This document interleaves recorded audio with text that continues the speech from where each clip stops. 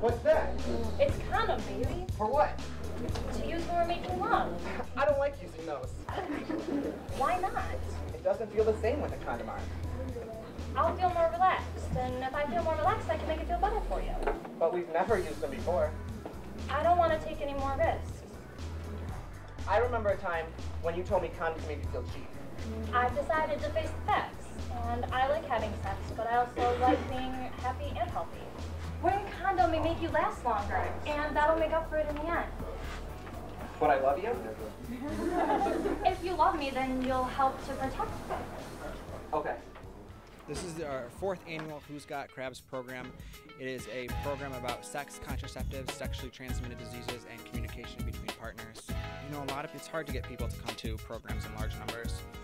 A good way is just advertising and flyers, bulletin boards, billboards. 4th annual Who's Got Crabs. My name is Simon Kaleel. I will be your host for this evening.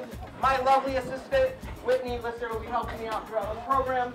And at this point, I'd like to introduce Dr. Dello from WIP 460. It's evaluation of wellness programs. She has a few words to say before we get started. Hello everyone. Wow, it's so good to see so many of you here.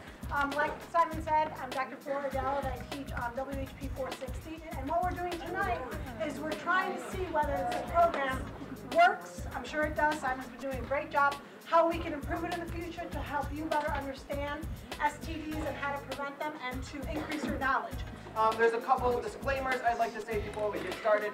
This program contains explicit sexual material. We are going to say penis, we're going to say vagina, we're going to talk about the two interacting. If at any point you feel uncomfortable during the program, please feel free to step out. We're going to end about 8:30, so you can come back, ask any questions. You can also go to Graham Health Center. They're located between Vandenberg and Meadowbrook Theater. We also have a few representatives here that if I can't answer your questions, hopefully they'll be able to answer them for me or you.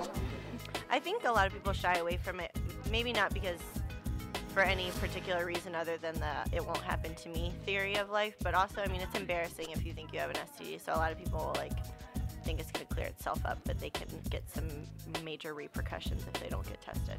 I remember in 7th grade, my dad sat me down and asked me if I knew where babies came from. That was an awkward conversation.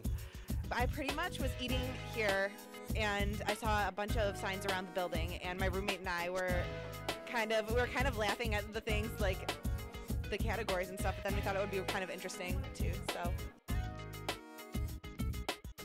So what do you think is the most effective way then to pass on the word about STDs, especially like to teenagers who might think that, you know, this can never happen to them? What do you think is the most effective way to teach them that it can? Like I said, by showing. I think that when people see something, they're a lot more taken aback and they take it a little bit more seriously than just by having someone lecture them. I really think it was very effective even to show people how to put on a condom today. I think a lot of people didn't even know how to properly do that, so that was great.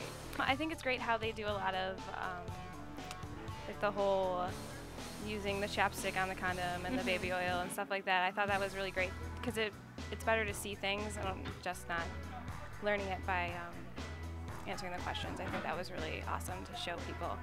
And are you taking home some valuable information that you learned here tonight, or did you know it all? I didn't know all of it, but a lot of it, it's a nice refresher course, even if you know most of the answers, like you get a... And why do you think so many teenagers today contract STDs? I think that the communication aspect of a sexual relationship is really daunting to teenagers, and so it's hard for them to talk about previous experiences and getting tested together before they engage in sexual activity. I think a lot of people are just embarrassed. They kind of just deny it and they're like, oh, I'm going to be fine, you know, whatever. I haven't been with that many people.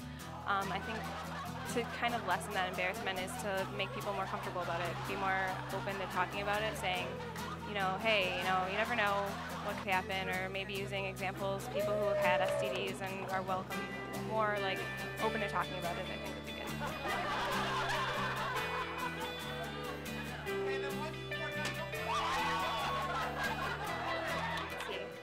What do you think is the most effective way to spread the awareness about sexually transmitted diseases?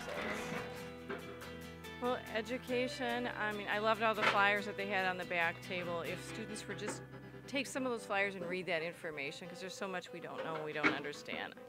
So, education. Education. Yeah, absolutely. I think education is the key, and people just have to take responsibility to ask questions, and if you don't know the answer, to go to good sources like Graham Health Center on campus, or to a nurse or a doctor.